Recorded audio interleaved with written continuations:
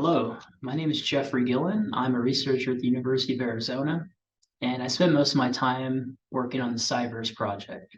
So today I want to talk to you about how you can make your drone imagery open and cloud native. So this presentation was originally given at the International Association of Landscape Ecology, March 20th, 2023 in Riverside, California. So people that are helping me with this topic is Tyson Swetnam, who also works for CyVerse. But then we have collaborators Derek Young from UC Davis and Michael Kuntz from CU Boulder.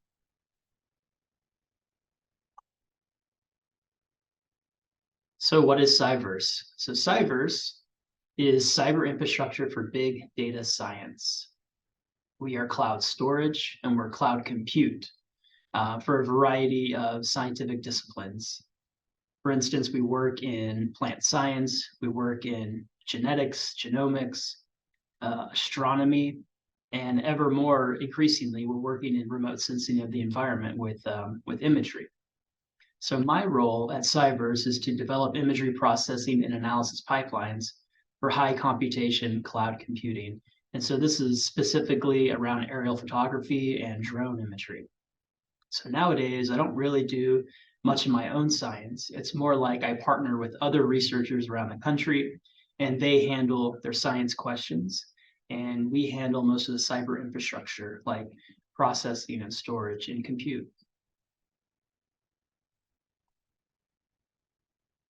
So I want to spend most of my time with you guys talking about sharing your drone imagery. So it's a topic I've become really interested in the last few months.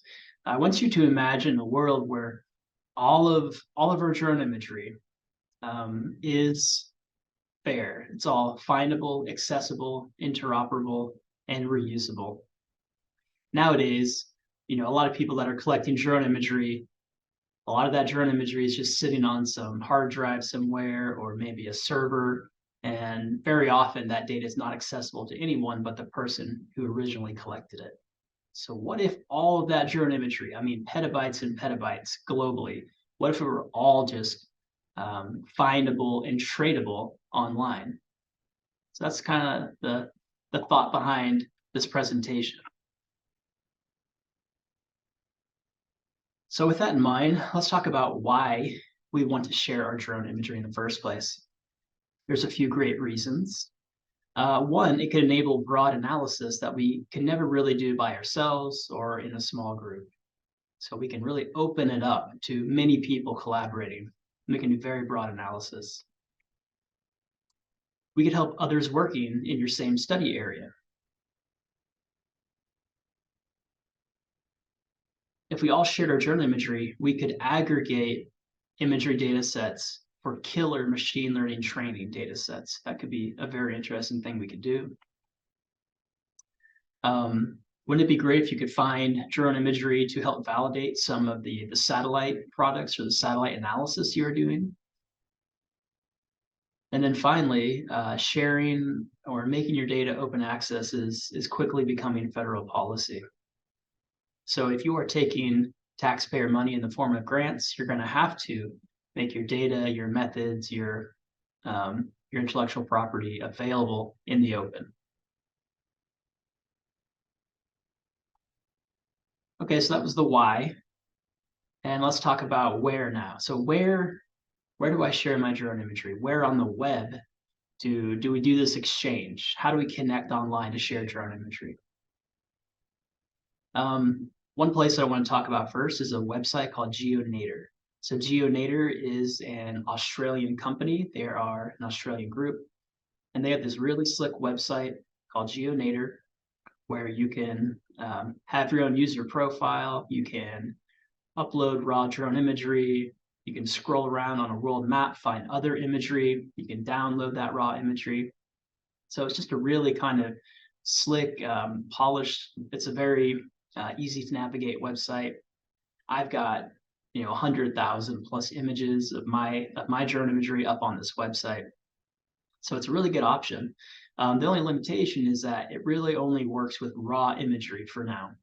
So currently you cannot upload and share orthomosaics or point clouds or any other imagery product. but for raw imagery, GeoNator is a really good option. Okay, where else could we share? Another option could be Google Earth Engine. So I imagine most of you have probably played with this tool before. A few years back, I had a really large field data, like drone imagery collection campaign at the Santa Rita Experimental Range in outside of Tucson, Arizona. And so this is a range monitoring project. And so I ended up collecting 85,000 total images, had 106 flight areas. So it was a very large collection campaign.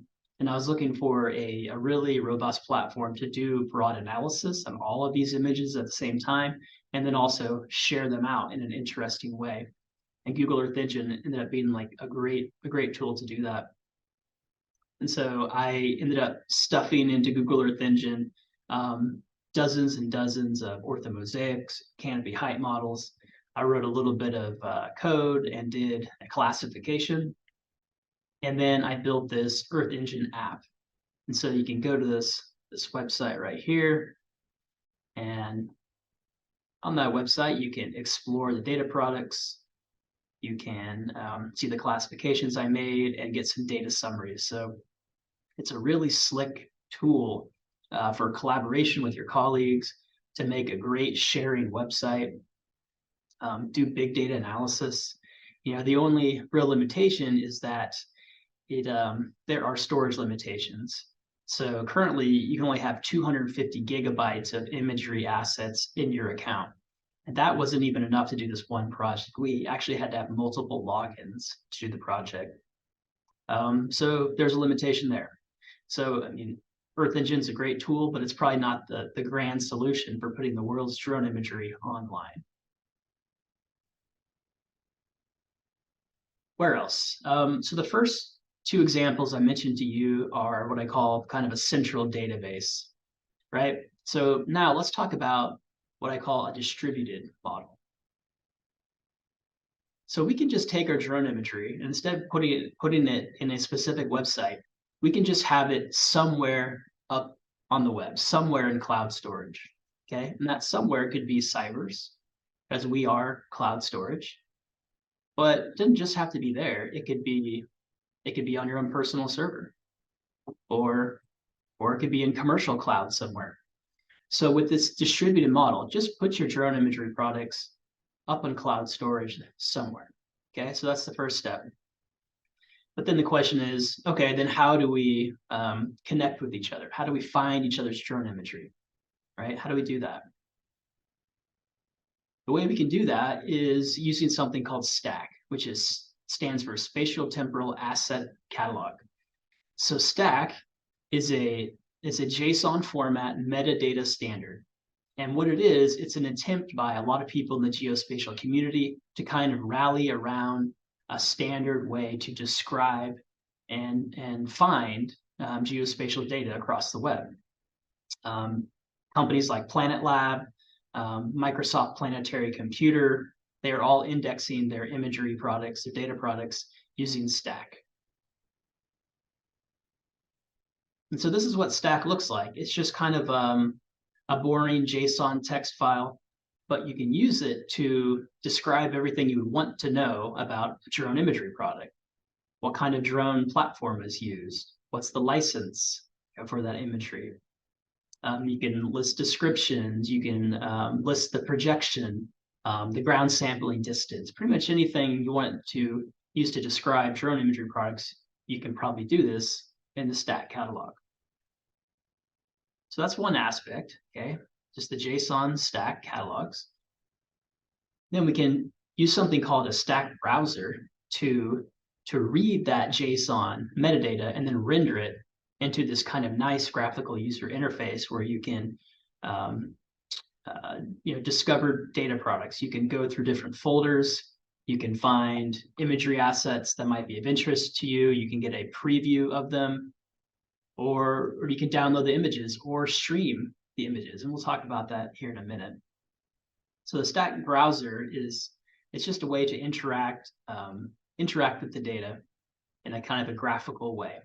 So if you guys are familiar with Earth Explorer is how the USGS distributes a lot of their imagery products. So it's kind of an attempt to do something similar to Earth Explorer. Maybe not quite as great, but the same idea. So the stack catalog and the stack browser, that's what we've talked about so far. So let's talk about the distributed model. In this model, everyone's drone imagery is just located in cloud storage in different places around the world, right? CyVerse, commercial cloud, your own personal server, wherever. And the way that we can connect is everyone's drone imagery has got to be described using the same stack metadata protocol. So we all use the same catalog, so to speak, the same metadata description for our drone imagery products. Then we have to have a central location where someone can go and find all these different stack catalogs. And there actually is a place already. It's called stackindex.org. And it's a list of just all the different stack catalogs you can go to. And so if we all do all this stack thing all the same way, we are essentially building one giant catalog. The actual imagery assets, like the point clouds and the orthomosaics, digital elevation models, they just remain. They stay on these remote servers. Like, we don't put them all in a central place. They can just be where they are. But it's the metadata that we bring to a central location. And that's where someone goes to go find what geographic data is out there, to find what stack catalogs to browse. It becomes kind of the central hub to find what you're looking for. And so that is STAC, Spatial Temporal Asset Catalog. All right, now that we've described STAC, let's talk about cloud-native geospatial formats. So you have your data up in cloud storage, right?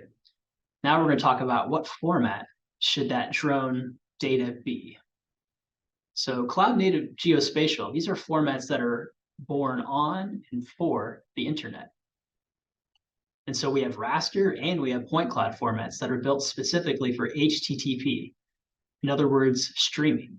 So it's the difference between like downloading a movie and streaming a movie on Netflix.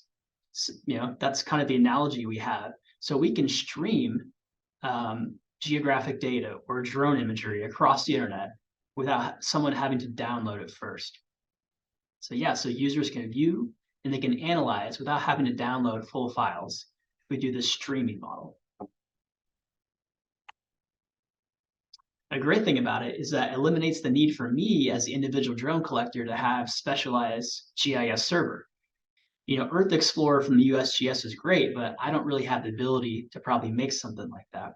So instead, we can leverage the existing infrastructure of cloud storage, and we can put our data products as cloud native formats, and then they can just be served out in a streaming manner to anyone around the world who wants to check them out.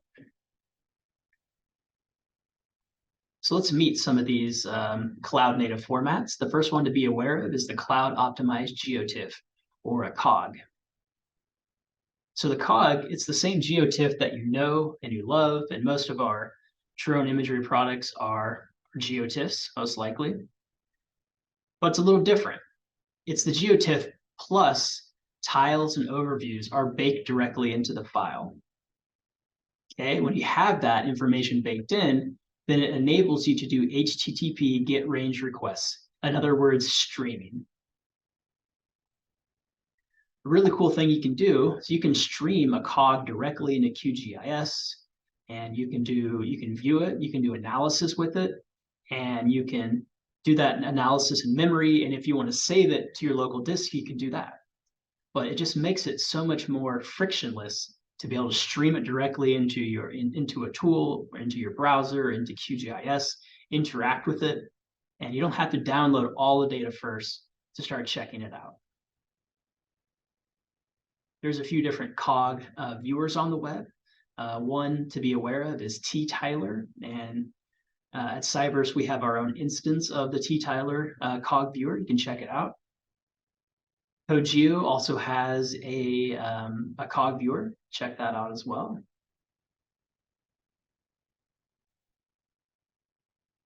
Okay, the next format to be aware of is the cloud optimized point cloud. So it's very similar to the same idea as the GeoTIFF, only we're talking point cloud formats. So the cloud optimized point cloud it's just an LAZ format. It's a very common format for point clouds. Plus, it has the auxiliary information included directly in the file format. And once we have that information, again, we can do HTTP GET range requests. In other words, we can stream point clouds directly from cloud storage into your web browser for really easy viewing and analysis. So I'd love to thank Howard Butler and his group. They developed the cloud optimized point cloud and then developed this really nice viewer, viewer.copc.io. So you can stream a cloud optimized point cloud directly from anywhere in cloud storage into this viewer, and you can get a great rendered point cloud, and then you can share that point cloud with anyone on the web.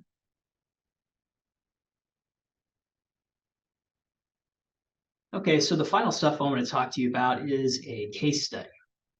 So I am involved in a newly funded NSF project called Open Forest Observatory. And Open Forest Observatory is a collaboration between UC Davis, CU Boulder, and CyVerse and the University of Arizona. And so in this project, we are trying to kind of do everything that I talked about today in terms of cloud native technology. So OFO, or Open Forest Observatory, is a hub for forest drone imagery products. So we are collecting monitoring data across forest plots across the American West, and they're all drone based. So it's going to be a hub in terms of there's to be tons of data products available for anyone to access.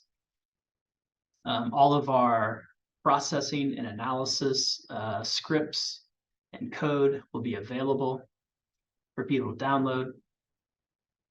And then all of our data products will be viewable with a Stack catalog and also a Stack API.